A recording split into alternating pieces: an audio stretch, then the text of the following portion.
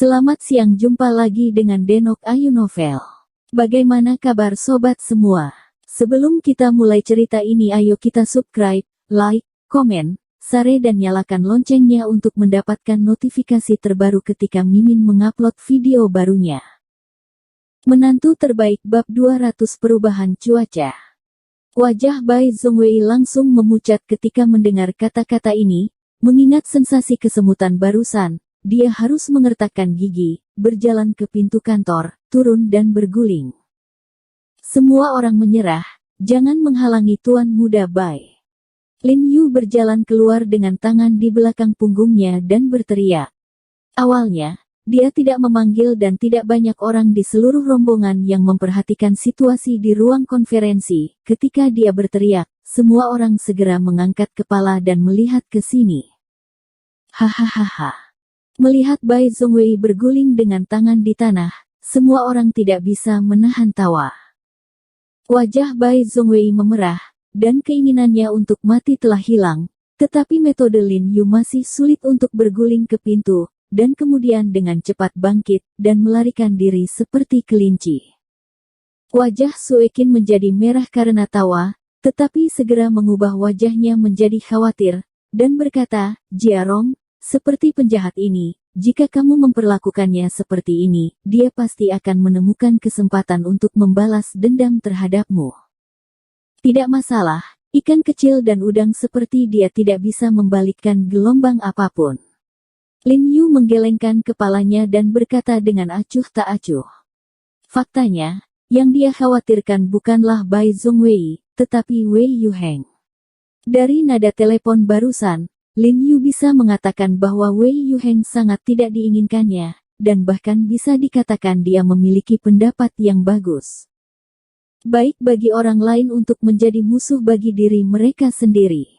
Jika Wei Yuheng memutuskan untuk memperbaiki dirinya sendiri, maka masa depan mungkin akan sangat sulit. Ngomong-ngomong, kenapa kamu tiba-tiba datang ke perusahaan hari ini? Suekin bertanya dengan agresif. Jika kamu tidak memberitahuku, aku lupa. Aku ingin membeli villa. Sebaiknya segera pindah.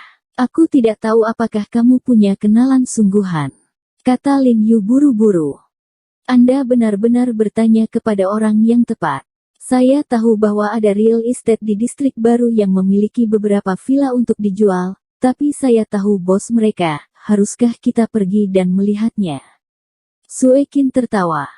Oke. Lin Yu mengangguk dengan cepat. Ngomong-ngomong, apa yang terjadi dengan lokasi konstruksi gedung kita? Lin Yu tiba-tiba teringat ini dan dengan cepat bertanya.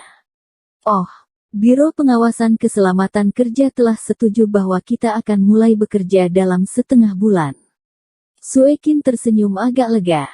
Untuk melakukan ini, dia dan Sun Dezu tidak melarikan diri dari Biro Pengawasan Keselamatan Kerja hari ini. Terima kasih atas kerja kerasmu. Lin Yu mengangguk dan tidak bisa menahan nafas lega. Saat ini, Wei Yuheng telah melayani ibu tua dan selesai makan, dan memerintahkan pengasuh untuk menjaga ibunya, dan kemudian kembali ke kantor. Setelah memasuki rumah, dia membolak-balik informasi di komputer, dan kemudian menghubungi nomor Kong Jian, Direktur Biro Pengawasan Keselamatan Kerja. Hei, Sekretaris Wei, ada instruksi. Kong Jian sangat bersemangat saat menerima telepon Wei Yuheng. Ini adalah pertama kalinya Wei Yuheng meneleponnya sejak dia menjabat. Direktur Sun, halo, saya ingin bertanya tentang pembangunan gedung Rongkin. Saya kira sudah banyak kecelakaan di lokasi konstruksi mereka. Mengapa Anda mengizinkan mereka untuk memulai kembali konstruksi setelah setengah bulan? Nada suara Wei Yuheng cukup agung, dengan sedikit ketidaksenangan. Ini Sekretaris Wei. Mereka telah tidak bekerja untuk sementara waktu. Staf kami telah memeriksa informasi teknis keselamatan yang relevan secara mendetail, serta pendaftaran, pemasangan dan penerimaan, pemeliharaan masa pakai dan personel operasi khusus mesin pengangkat. Mereka diizinkan untuk melanjutkan konstruksi setelah mereka mengetahui bahwa lokasi konstruksi mereka tidak memiliki bahaya keselamatan.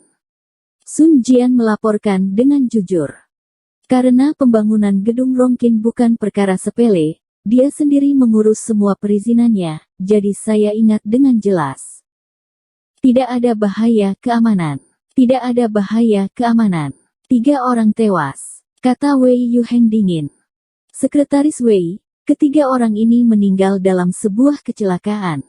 Saya telah meminta pihak konstruksi untuk lebih memperhatikan di masa depan untuk mencegah mereka membangun dalam cuaca buruk seperti badai, dan mereka secara aktif memberi kompensasi kepada keluarga para korban. Direktur Sun, ini adalah 3 nyawa. Anda tidak dapat menebusnya dengan membayar sedikit uang. Tahukah Anda seberapa besar rasa sakit yang ditimbulkan oleh insiden semacam ini kepada keluarga almarhum? Dan betapa buruknya hal itu pada citra kota Qinghai, menurut Anda pernah?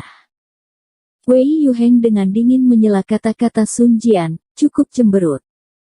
Sekretaris Wei, menurut keinginanmu, jangan biarkan mereka mulai. Sun Jian bertanya dengan hati-hati. Setelah menghabiskan bertahun-tahun di kantor, bagaimana mungkin dia tidak mengerti apa yang dikatakan Wei Yuheng? Direktur Sun, jangan salah paham. Saya tidak menargetkan siapapun. Saya hanya berharap Anda akan bertindak sesuai hukum. Selain itu, ketika saya mendengar bahwa Xie Changfeng berada di periode ini, berbagai departemen mengurus He Jiarong. Wei Yuheng bertanya dengan dingin. Saya tidak yakin tentang ini. Saya hanya bertemu dengan dokter He beberapa kali, tetapi dia memberikan banyak kontribusi untuk perkembangan Qinghai. Dialah yang menyelamatkan Tuan Guo dan kemudian Wanyu Studios investasi. Sun Jian menyebutkan bahwa Lin Yu masih memiliki kekaguman di dalam hatinya. Ketika dia menemani Guo Zhaozong untuk melihat lokasi konstruksi terakhir kali, dia ada di sana dan menyaksikan kecelakaan mobil. Dia tahu bahwa Guo Zhaozong adalah 9 nyawa yang mati. Jika Lin Yu tidak membalikkan keadaan, Guo Zhaozong dan Wan Yu proyek di studio akan dihapuskan. Direktur Sun, sepertinya Anda juga mengagumi He Jiarong ini. Wei Yuheng berkata dengan dingin, sudah kubilang, bahkan jika He Jiarong tidak ada, akan ada dokter lain yang akan merawat Presiden Guo. Selain itu, kuharap kau ingat, alasan mengapa Qinghai memenangkan proyek Wanyu Studios bergantung pada status dan kekuatan kota Qinghai sendiri, bukan pada seseorang. Saya harap mulai sekarang, semua jenis kebiasaan buruk yang dikembangkan oleh Xie Changfeng pada saat itu akan benar-benar dihilangkan. Namun, saya mengerti, Sekretaris Wei, jangan khawatir, saya akan memberitahu Anda sehingga lokasi pembangunan gedung Rongkin akan terus berhenti untuk pemeriksaan diri. Sun Jian buru-buru mengangguk sebagai jawaban, merasa tidak berdaya karena kepala kota telah berubah, dan dia makan di bawah tangan orang lain, dia harus mengikuti aturan mereka. Setelah menutup telepon, Sun Jian menghela nafas. Sekretaris Wei ini mengatakan itu lebih baik daripada bernyanyi. Dia tidak melihat situasinya saat itu. Akan ada dokter lain yang bisa menyelamatkan Guo Zhaozong tanpa He Jiarong. Sial, tanpa He Jiarong, Guo Zhaozong akan mati lebih awal. 800 kali. Qinghai akan berubah ke surga. Sun Jian bergumam, meskipun dia merasa marah pada Lin Yu, dia masih dengan enggan mengangkat telepon dan memanggil orang-orang di bawah. Jiarong, bagaimana? Lumayan, kan? Saat ini Suekin dan Lin Yu sudah berdiri di villa 3 lantai 1 keluarga. Yah, itu bagus. Lin Yu melihat sekeliling dan melihat bahwa keseluruhan ruangannya luas, ruang tamunya kosong, dindingnya indah, dan ukirannya sangat indah. Dia mengangguk dengan puas. Tuan He, Tuan Sue, villa kami disediakan untuk penggunaan pribadi dan tidak untuk dijual. Mengingat identitas keduanya, bos kami secara khusus memerintahkan mereka untuk dijual kepada Anda dengan diskon 5%. Manajer penjualan tersenyum sopan. Jiarong, menurutku lumayan. Areanya cukup luas, kamarnya besar, dan tata letaknya sangat bagus. Kenapa kamu tidak langsung memutuskannya saja? Aku akan mencari seseorang untuk membantumu mendapatkan perabot dan perkakas, merapikan, dan kamu bisa langsung pindah. Sue Qin tersenyum. Oke, langsung saja. Lin Yu juga berpikir itu cukup bagus, jadi dia pergi ke kantor penjualan untuk menggesek kartunya dan menyelesaikan formalitas. Pada saat ini, ponsel Sue Qin berdering tiba-tiba, dan itu adalah Sun Dezu. Tuan Sue, ini tidak bagus, lokasi konstruksi kami telah ditangguhkan tanpa batas waktu lagi. Kata Sun Dezu dengan panik. Ah, bukankah Direktur Sun sudah menyetujui dan mengatakan bahwa pembangunan dapat dilanjutkan? Wajah Sue Qin menjadi pucat, sedikit sulit dipercaya. Tuan Sue, saya meminta seseorang untuk mencari tahu. Saya mendengar bahwa itu adalah perintah dari Sekretaris Wei yang baru. Sun Dezu hampir menangis ketika dia berbicara. Tuan Sue, pikirkan baik-baik. Salahkan Sekretaris Wei ini. Kami belum pernah melihatnya sebelumnya. Sue Qin segera menyangkal, dan hatinya tidak bisa membantu tetapi menjadi tidak terbiasa. Wei Yuheng ini jelas-jelas tersandung kecantikan Rongqin. Apa yang terjadi? Melihat nada kegembiraan Sue Qin, Lin Yu tidak bisa menahan diri untuk berbalik dan bertanya dengan rasa ingin tahu. Sue Qin menutup telepon dan memberitahu Lin Yu tentang situasinya. Perintah dari Sekretaris Wei, apakah kamu yakin? Hati Lin Yu tenggelam, dan sepertinya situasi yang paling dia khawatirkan telah terjadi. Pertanyaan Sun Dezu Tuo seharusnya benar. Sue Qin menghela nafas sedikit, merasa sedikit bingung untuk beberapa saat. Jiarong, apa yang dapat kita lakukan tentang ini? Melihat ini, penangguhan mungkin berlangsung lama. Dan yang lebih saya khawatirkan adalah bahwa Sekretaris Wei akan menghentikan beberapa kebijakan preferensial untuk kita. Begitu dia selesai berbicara, Ding Ding menelepon dan berkata dengan panik, "Tidak, Tuan Sue, saya baru saja menerima telepon dari Sekretariat Komite Partai Kota. Mulai hari ini, semua kebijakan dukungan pemerintah untuk perusahaan kita akan berhenti." Kulit Sue Qin langsung memucat, dan mulutnya benar-benar mulut gagak. Tidak masalah, perusahaan kita sudah bangun, dan bisa berkembang dengan baik tanpa dukungan kebijakan ini. Lin Yu menghiburnya. Yang lebih saya khawatirkan sekarang adalah jika kebijakan itu dihentikan, akankah Sekretaris Wei menekan saya pada langkah selanjutnya? Untuk diam. Lin Yu menutup mulutnya tepat waktu, karena takut diprediksi olehnya lagi. Di kantor agen pemerintah yang dijaga ketat di suatu tempat di ibu kota, seorang pria paruh baya berpakaian hitam dengan lencana merah di dadanya berdiri di depan meja memegang kuas tulis. Fang Qiu tiba-tiba muncul di atas kertas. Melihat dia menyelesaikan pena, pria dengan wajah yang telah berdiri di belakangnya berkata, "Bos, trikmu sangat bagus untuk menarik gaji dari dasar pot." Setelah Xie Changfeng pergi, He Jiarong akan mengalami kesulitan di masa depan. Ular dan pukul 7 inci. Pria paruh baya itu menatap kaligrafi yang baru saja dia selesaikan, dan berkata perlahan. Lalu di langkah selanjutnya, haruskah aku menyapa Wei Yuheng dan memintanya untuk tidak menjaga He Jiarong? Pria berwajah persegi itu berkata dengan ekspresi dingin. Jelas kata, perhatian, di mulutnya berarti sesuatu yang lain. Tidak, ini akan menjadi kontraproduktif. Wei Yuheng adalah orang yang lebih jujur. Anda hanya perlu mengungkapkan kepadanya bahwa Xie Changfeng dulu melindungi He Jiarong untuk keuntungan pribadi, seperti yang saya katakan, dan dia pasti tidak akan membiarkan He Jiarong menjadi lebih baik. Pria paruh baya itu menatapnya. Kata-kata di atas meja mendesah ringan, dan merasa kekuatan menulis saya sedikit menurun. Dengan kata-kata ini, jelas ada yang kurang mendominasi.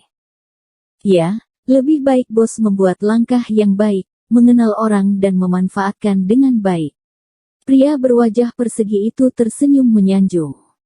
Pada saat ini, di kantor Sekretaris Komite Partai Kota Qinghai, Sekretaris Ge Jin dengan cepat masuk dan melapor ke Wei Yuheng Hui dengan suara rendah, "Sekretaris Wei, menurut instruksi Anda, saya telah membatalkan semua kebijakan preferensial Rongqin Meiyan."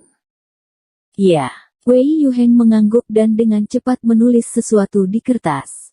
Setelah beberapa saat, melihat Ge Jin tidak pergi, dia tidak bisa menahan diri untuk bertanya, "Ada apa, Xiao Ge? Ada apa?"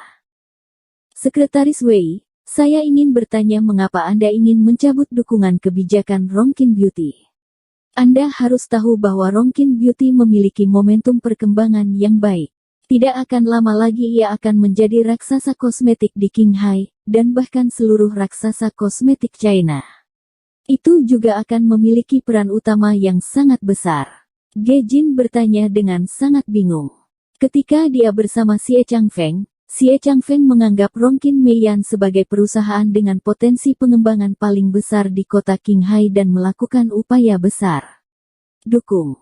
Xiao Ge, aku juga tahu kalau kecantikan Rongqing telah berkembang dengan baik, tapi kebijakan ini diterapkan selama periode Xie Changfeng. Banyak orang telah melaporkan bahwa dia menggunakan publik dan swasta untuk membantu He Jiarong. Ada terlalu banyak rumor. Untuk menghindari kecurigaan, aku hanya bisa melakukan ini. Wei Yuheng tidak bisa menahan nafas. Sekretaris Wei, ini tidak benar. Sekretaris Xie telah bertindak tidak memihak, dan Dr. He memang telah melakukan banyak hal untuk Qinghai. Ingat, aku akan membuat batasan dengan He Jiarong di masa depan untuk mencegah orang lain bergosip. Wei Yuheng memotongnya dengan dingin. Seandainya bukan karena kemampuan Ge Jin, dia akan mendorongnya sejak lama berdasarkan fakta bahwa dia telah melakukan ini dengan Xie Changfeng sebelumnya. Ada ketukan di pintu, dan kemudian seorang sekretaris wanita dengan cepat masuk dan melaporkan, "Sekretaris Wei, Asisten Jenderal Guo menelepon dan berkata bahwa lusa Guo selalu datang ke Qinghai untuk berpartisipasi di Wanyu Studios. Upacara peletakan batu pertama proyek. Benarkah? Senang sekali Guo selalu datang ke sini secara langsung." Wei Yuheng tampak bersemangat. Bersambung. Terima kasih kepada kalian yang telah menonton video ini. Jangan lupa tekan tombol subscribe-nya dan nyalakan notifikasinya untuk mendapatkan video-video seru lainnya dari Denok Ayu Novel.